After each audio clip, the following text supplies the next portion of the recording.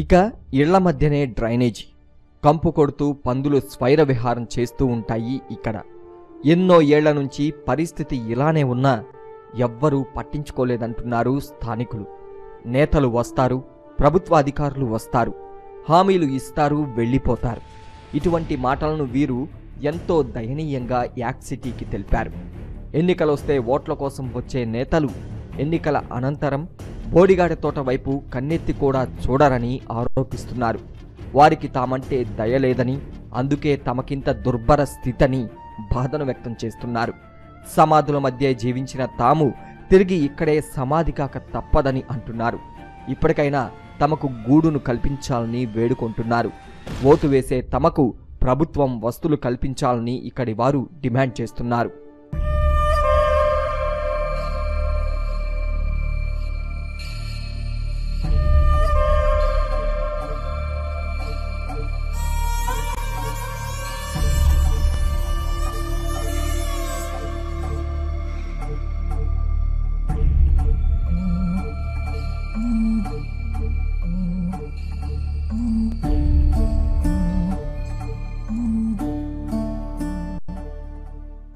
బోడిగాడి తోట అంటే గత 2 ఏళ్ల క్రితం దారుణంగా ఉండేది. ఇక్కడి చిన్నారులు సమాధులపైనే చిల్లర ఏరుకునేవారు, అక్కడే భోజనాలు చేసేవారు. ఆట వస్తువులు లేక ఎముకలు పుర్రెలతో ఆడుకునేవారు. శాపగ్రస్త జీవితాన్ని అనుభవించేవారు. అప్పుడు వీరు ఎలా ఉన్నారో ఓసారి చూడండి.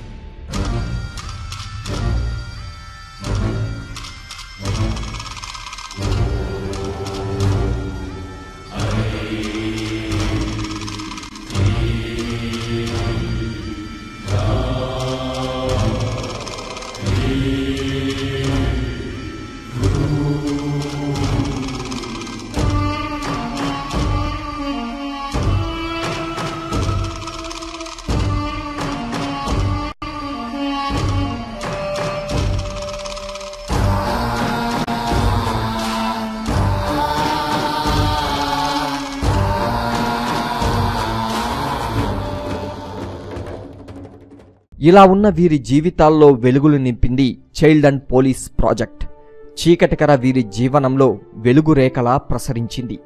జిల్లా ఎస్పీ బివి రమణకుమార్తో పాటు వసంతలక్ష్మి చారిటబుల్ ట్రస్ట్ నిర్వాహకురాలు వసంతలక్ష్మి ఈ చిన్నారుల దుస్థితిని చూసి స్పందించారు. క్యాప్ను స్థాపించి వారికి చదువు చెప్పిస్తూ విద్యాబుద్ధులు నేర్పుతున్నారు. సమాజంలో ఎలా ఉండాలో చెబుతున్నారు. ఇది శుభ పరిణామం. సమాధులపై ఉన్న చిన్నారులను అక్కున చేర్చుకున్న క్యాప్ అభినందనీయం.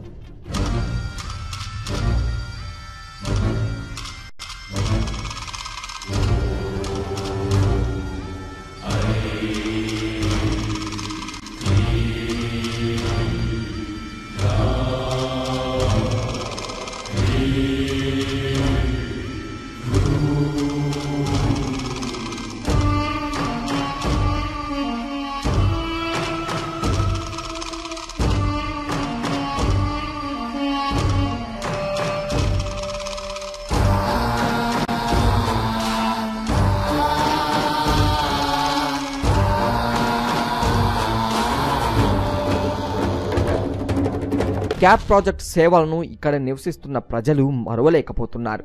కానీ ప్రభుత్వ అధికారులు, పాలకుల నిర్లక్ష్య ధోరణిపై ఆగ్రహిస్తున్నారు. పోలీస్ అధికారులు, స్వచ్ఛంద సంస్థలు తమ పట్ల కనికరం చూపుతున్నా ప్రభుత్వంలో చలనం లేదని, ఎందుకంత అలక్ష్యమని ప్రశ్నిస్తున్నారు. సమాధులపైన ఇళ్లు నిర్మించుకుని శాపగ్రస్త జీవితాన్ని అనుభవిస్తున్న తమకు ప్రధానంగా గూడును కల్పించాలని డిమాండ్ చేస్తున్నారు. ఎంతో మందికి ఇందిరమ్మ ఇళ్లను ఇస్తున్న ప్రభుత్వ అధికారులకు, పాలకులకు తాము కనిపించలేదా అని అడుగుతున్నారు.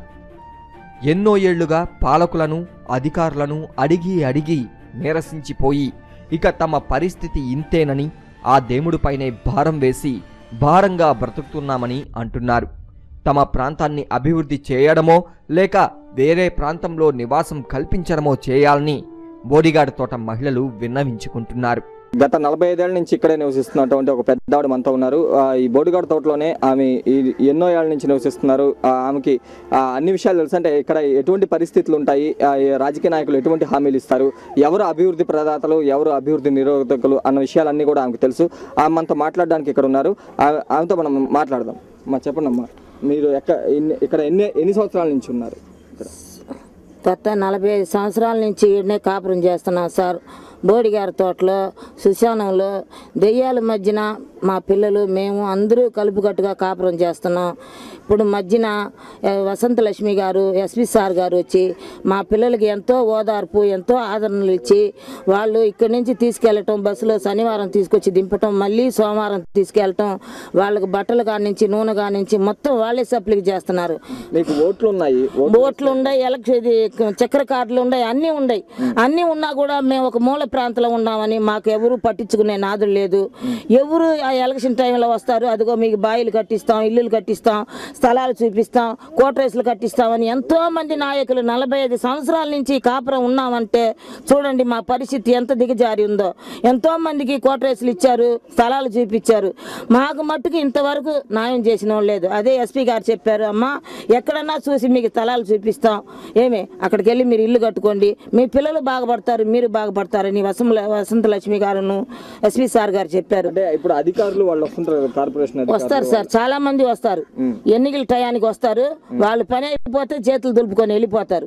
ఇంత మట్టుకు మీరు ఎన్నికలు అయిపోయిన తర్వాత వాళ్ళని అడగలేదా? అడిగాం సార్, చెప్పారు ఎన్నో సార్లు అర్జీలు రాసి ఇచ్చాము. కలెక్టర్ గారి దగ్గరికి వెళ్ళాము. కలెక్టర్ గారిని కూడా ఇక్కడికి తీసుకొచ్చి మా ఇళ్ల స్థలాలు చూపించాము. మా వార్డుకు వచ్చారు, కలెక్టర్ గారే వచ్చారు. వచ్చి సందుకు తిరిగారు, చూసి మీకు న్యాయం చేస్తామని చెప్పి వెళ్ళారు. చాలా మంది అధికారులు వస్తున్నారు, చాలా మంది వస్తున్నారు. మాకని పూనుకున్నది ఇప్పుడు మా పిల్లల్ని తీసుకెళ్ళి చదివించేది, హాస్టల్లో చేర్పించుకున్నది ఒక వసంత లక్ష్మి గారు, ఎస్పీ సార్ గారు.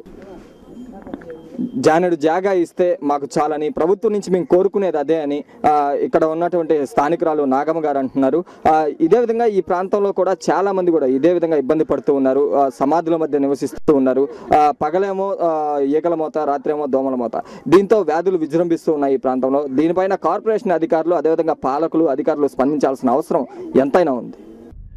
ఈ చిన్నారులను చూడండి, సమాధులపై వేసే పూలమాలలతో ఎలా ఆడుకుంటున్నారు.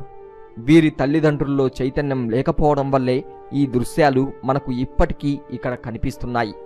భావి భారత పౌరులుగా ఎదగవలసిన వీరు చిన్నతనంలోనే జీవితాలను ఛిద్రం చేసుకుంటుండడం శోచనీయం. దీనిపై పాలకులు, ప్రభుత్వ స్పందించాలి. వీరికి కనీస మౌలిక సదుపాయాలు కల్పించాలి. ఇక ఈ చిన్నారులను చూడండి, సమాధులపై బట్టలు ఉతుకుతున్నారు, మరికొందరు ఆడుకుంటున్నారు, ఇంకొందరైతే మురికిమయంగా మారి చెత్త కుప్పలను వెతుకుతున్నారు. ఎంతో దయనీయం వీరి జీవనం. ఇంత దుర్భర స్థితిలో ఉన్న ఇక్కడి కుటుంబాలకు కనీసం రేషన్ కార్డులు కూడా లేవు. నిరుపేదలైన వీరికి రేషన్ కార్డులు, మౌలిక సదుపాయాలు కల్పించాల్సిన బాధ్యత ప్రభుత్వంపై ఎంతైనా ఉంది.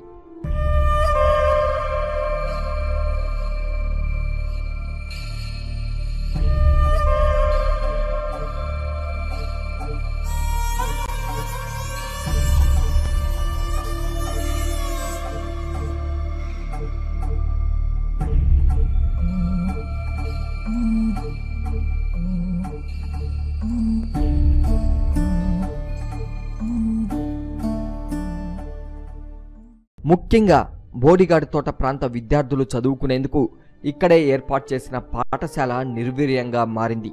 ఈ స్కూల్ ప్రాంగణం పశువుల నివాస ప్రాంతంగా మారడమే కాక అసాంఘిక కార్యకలాపాలకు, మందుబాబులకు నెలవైపోయింది. దీనిపై ఇక్కడ కొంతమంది చిన్నారులు యాక్సిటీతో మాట్లాడారు. అదేవిధంగా ఇక్కడ కొంతమంది పిల్లలు కూడా ఉన్నారు. వాళ్ళని అడిగి మనం ఈ స్కూలు ఎందుకు ఇట్లా అయిపోయింది అనే విషయాన్ని మనం తెలుసుకుందాం. చెప్పమ్మా చిన్న, ఈ స్కూలు ఎందుకు ఇట్లా అయిపోయింది? ఇక్కడంతా మందు తాగుతున్నట్లు ఇట్లా తెలుస్తుంది, లోపలంతా కూడా గ్లాసులన్నీ పడేస్తున్నారు. ఎందుకు ఈ స్కూల్ని ఎందుకు ఉపయోగంలో లేకుండా పోయింది? స్కూల్ పెడుతున్నారు, మళ్ళీ ఆపేస్తున్నారు. ఏమో తీసేసారన్న, మాకు కొంత తెలియదు. అంటే ఎన్ని రోజులు అయింది ఆపేసి స్కూల్? ఒక నెల ఉంది. అంతకుముందు స్కూల్ నడుస్తుందా? పిల్లలు వచ్చేవాడు? అందరు చిన్న పిల్లకాయలు వస్తారు, ఎవరు రారు. ఓకే, అయితే మళ్ళీ స్కూల్ ఎవరు అధికారులు కానీ టీచర్లు కానీ ఎవరు రాలేదా తర్వాత మూసేసిన తర్వాత? రాలే, ఏమో వాళ్ళే తీసేసారు ఏమో, మరి మాకు తెలియదు. అంటే ఇప్పుడు మీ అక్కడ ఉంటారు కదా, మీరంతా అడగట్లేదా ఎవరిని? అంటే స్కూల్ మళ్ళీ తెరిపిండి అని చెప్పి మీరు ఎవరు అడగట్లేదా? మా పిల్లకాయలు అందరూ ఆ స్కూల్ అడిగారు పెద్దోళ్ళు, మళ్ళీ పట్టించుకోలేదు. కానీ పట్టించుకున్నారు. అయితే ఏమో మున్సిపాలిటీ ఆఫీస్ ఏమో పెడతా అన్నారు, దాన్ని తీసేశారు. అంతే. చూశారు కదా, అంటే ఇక్కడ స్థానికులు అడుగుతున్నా కానీ ఈ స్కూలు పెద్ద ఉపయోగంలో ఉండట్లేదు, ఎక్కువ మంది పిల్లలు రావట్లేదు అనే సాకుతో ఈ స్కూల్ని ఇక్కడ నుంచి తొలగించే ప్రయత్నాలు కూడా జరుగుతున్నట్లు మనకు తెలుస్తూ ఉంది. ఇక ఈ ప్రాంతంలోనే నివసించే వారు కొందరు స్థానికంగా ఉన్న శ్మశానంలోనే పనిచేస్తున్నారు. మరణించిన వారికి చితిని ఏర్పరిచి అంత్యక్రియలు చేసేందుకు సన్నాహాలు చేస్తూ ఉంటారు వీరు. చాలని జీతాలతో వీరు జీవిస్తూ ఉంటారు. కుటుంబాన్ని పోషించుకునేందుకు ఈ వృత్తిని చేపట్టారు. వీరికి కూడా ప్రభుత్వం తగిన సదుపాయాలు కల్పించాల్సిన అవసరం ఎంతైనా ఉంది. ప్రభుత్వ పథకాలు ఇటువంటి వారికి అందేలా చూడాలి. పుట్టినవాడు గిట్టక తప్పదు, గిట్టినవాడు తిరిగి జన్మించక తప్పదని భగవద్గీత మనకు బోధిస్తూ ఉంది. కానీ ఇక్కడ ఉండేవాళ్ళు కానీ చూసినట్లయితే ఈ గిట్టడాన్నే తమ జీవనాధారంగా చేసుకొని బ్రతుకుతూ ఉన్నారు. ఎన్నో ఏళ్ల నుంచి వీళ్ళు ఈ చనిపోయిన వాళ్ళకి ఈ కర్మకాండాలు నిర్వహిస్తూ ఈ చిత్తిని ఏర్పాటు చేస్తూ ఇటువంటి దాని ద్వారా జీవనం గడుపుతూ ఉన్నారు. వాళ్ళు ఎన్నో బాధలు పడుతూ ఉన్నారు. కానీ వాళ్ళని ప్రభుత్వం పట్టించుకున్న పాపాన పోలేదు. చూశారుగా బోడిగాడి తోట ప్రజల జీవన చిత్రం, వారి సమస్యలు, సాధక బాధలు. అసలు వస్తువులు లేకుండా వీరు బ్రతుకు పోరాటం చేస్తున్నారు. సమాధుల మధ్య సమస్యలతో జీవిస్తున్నారు. అనారోగ్యాలకు గురవుతున్నారు. పాలకులు ప్రభుత్వాలతో పోరాడి అలసిపోయారు. ఇప్పటికైనా వీరికి కనీస సదుపాయాలు కల్పించాలి. మానవుడికి అవసరమయ్యే కూడు, గూడు, గుడ్డను అందించాలి. రేషన్ కార్డులు మంజూరు చేయాలి. ఈ ప్రాంతాన్ని ప్రభుత్వం ప్రత్యేక దృష్టితో అభివృద్ధి చేయాలి. ఇక్కడి ప్రజలను చైతన్యవంతులను చేసి తమ పిల్లలను చదివించాలని సూచించాలి. ఇది ఈ వారం పబ్లిక్ డిమాండ్. మరి వచ్చే వారం మరో ప్రజా సమస్యపై పబ్లిక్ డిమాండ్లో కలుద్దాం. బోడిగాడ తోట ప్రాంత వాసుల యొక్క సమస్యలని, వాళ్ళ బాధల్ని మీ ముందు ఉంచేదానికి యాక్ట్ సిటీ ఈ చిన్న ప్రయత్నం చేసింది. ఈ ప్రాంతంలో ఎటువంటి మౌలిక సదుపాయాలు లేవు. వీళ్ళందరికీ మౌలిక సదుపాయాలు కల్పించాల్సిన బాధ్యత ప్రభుత్వంపై ఉంది. ఇక్కడి వాళ్ళు కూడా తమకు కనీస మౌలిక సదుపాయాలు కల్పించాలి. లేదంటే తమని ఈ ప్రాంతం నుంచి, ఈ సమాధుల మధ్య నుంచి మమ్మల్ని తరలించి వేరే ప్రాంతంలో చిన్న జాగా కల్పిస్తే తాము ఇళ్ళేసుకొని నివసిస్తాము, హాయిగా బ్రతుకుతామని చెప్పి వాళ్ళు కూడా డిమాండ్ చేస్తున్నారు. ఇప్పటికైనా ప్రభుత్వంలో చలనం వస్తుందో లేదో వేచి చూడాలి. కెమెరామెన్ గోపీకృష్ణతో సాగర్, యాక్ట్ సిటీ.